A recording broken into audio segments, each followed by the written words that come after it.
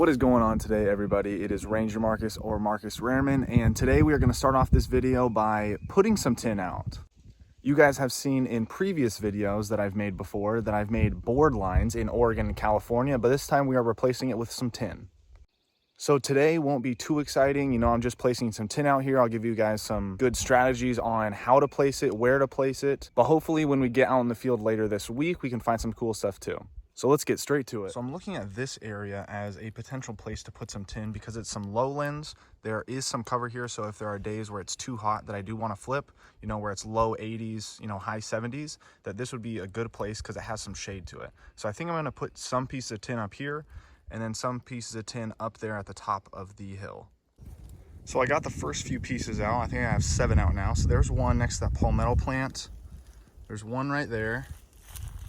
I got one there. One next to that tree, and then there are 2 small ones over there. So I got 7 out, and I have about 7 or 8 more. So now I'm on top of the sand hill, and I just put 7 more pieces out here. So on the sand hill, it's probably less likely that I get snakes, but the quality of snake will most likely be better, such as rattlesnakes, coach whips, king snakes, and possibly even coral snakes. So now you guys know a little bit more about how to put tin out and where to put tin out. If you remember in Oregon, when I put the board line out there, it only took me a little over a month to get a northern rubber boa. So I'll probably check these in about a month or so, and hopefully we can get some snakes under them. I will see you guys later this week.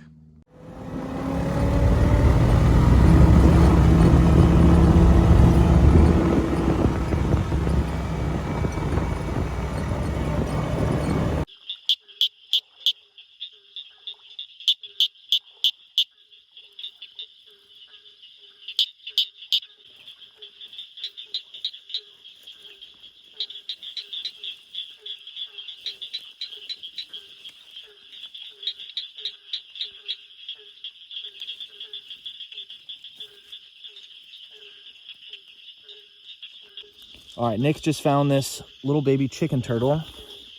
This is a size reference for you. He's crawling away here, but this is a really good find, especially for southern Georgia. It's very difficult to find these guys, and this is the first one of the year so far. All right, so this right here is a barking tree frog. You can hear them in the background as well. All right, Ryan and Nick just got this. Thank you. This banded water here, and it just got him one time. This is a good looking individual. Yeah, look at that guy there. Very nice. Very nice bands. Now he's chill. All right, and the release of the water snake. Good. Wrong way. There you go. And he's gone. Disappeared. Here's a little cricket frog right here. You can tell this is a cricket frog because it has that like V shape right behind its eyes, and then the line goes all the way down to its abdomen. Very, very small but cool frog. There's another one calling right over here. See if I can find that guy. There's another cricket frog right there. He was just calling like 2 seconds ago. There are 2 barking tree frogs right here in Amplexus, which is pretty cool. Don't get to see that often. That is a really cool sight.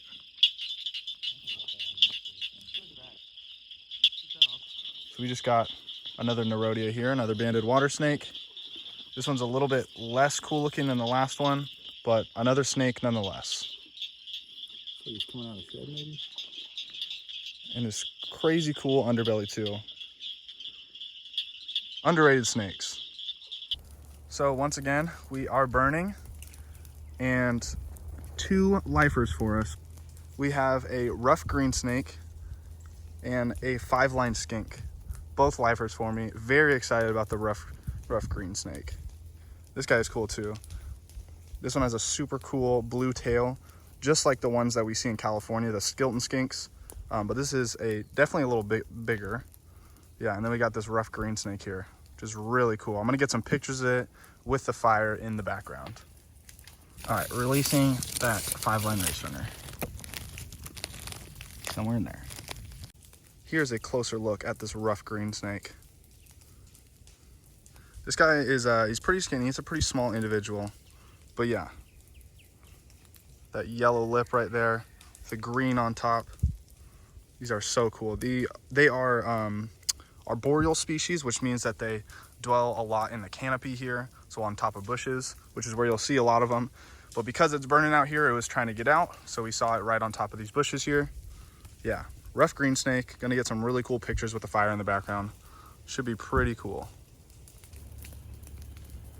Maybe you ought to see a damn timber rattler today. Maybe.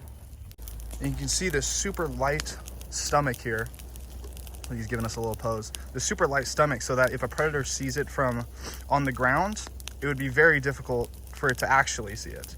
Whereas if it's on top and it's green, if the grass is green there on the bottom, if any bird tries to get it from up top, it would be very difficult to spot it. So these guys have a very good camouflage towards their predators, which is why they live up here in the canopy. Awesome species to find today. Rough greensnake. There is a fox squirrel right there.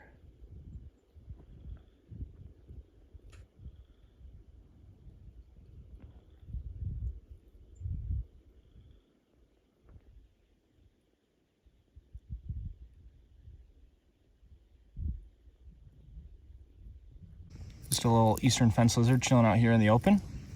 This one's got some nice patterning to it. So Ryan just flipped this log right here while we were on our indigo snake survey, and we flipped a tantilla. This is my first ever tantilla. This is a southeastern crown snake. Small fossorial species.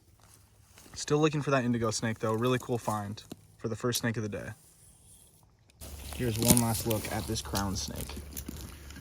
Fitting very nicely for pictures. Here's a little top-down view. We're gonna release this snake and keep going on our survey. All right, so here is another southeastern crown snake that we just flipped. This one is a little bit nicer, still in shed though, but second snake of the day. That's good. All right, releasing this crown snake back under its slab. He's like or under the ground.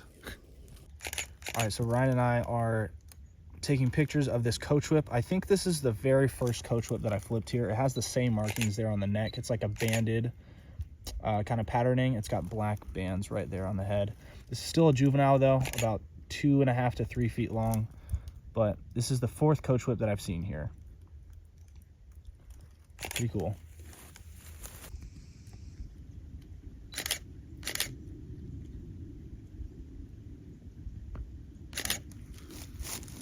Close up on the face. All right, guys, that is going to do it for me this week here in Georgia. You guys saw a ton of stuff in this video, including a coach whip, a rough greensnake, 2 southeastern crown snakes, barking tree frogs, cricket frogs, and a 5-line skink. And can't forget the chicken turtle. If you made it this far in the video, thanks for watching. Like the video, subscribe to the channel. Peace.